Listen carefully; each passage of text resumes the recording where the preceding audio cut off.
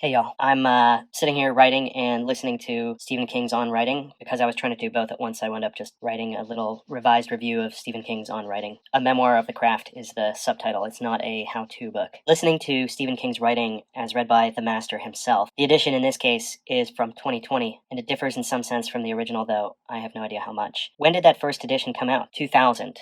That was the copy that I had originally.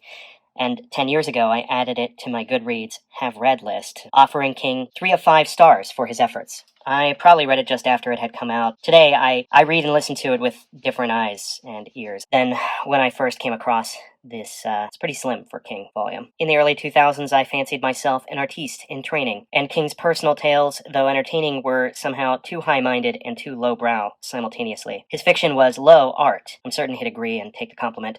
And the book offered no instruction, which is what I wanted at the time. On the other hand, he had a tendency to think of writing as an extension of some God-given talent refined, rather than as a skill to be developed from naught. This hit a nerve for me. I was worried that I hadn't made the cut. And listening to him now, I realize that I flat out disagree with his explicit claim that writers are born rather than made. Here's that line: says, "It's a kind of curriculum vitae.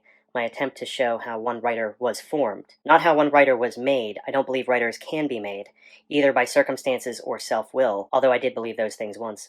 The equipment comes with the original package, yet it is by no means unusual equipment. I believe large numbers of people have at least some talent as writers and storytellers, and that those talents can be strengthened and sharpened. If I didn't believe that, writing a book like this would be a waste of time." Like Bradbury, King speaks as a writer for whom ideas and words really do come naturally, and he generalizes from that understanding of himself, from that experience. To his fault, I think. He is a skillful writer who doesn't understand what he is doing, and it says as much. That leaves a lot of us in the dust. He's wrong, of course, but he is ignorant of his wrongness, and is placated in his position of power. I was too harsh in the early 2000s and 2010s with 3 of 5 stars, but I was onto something. 4 of 5 stars. I recommend it.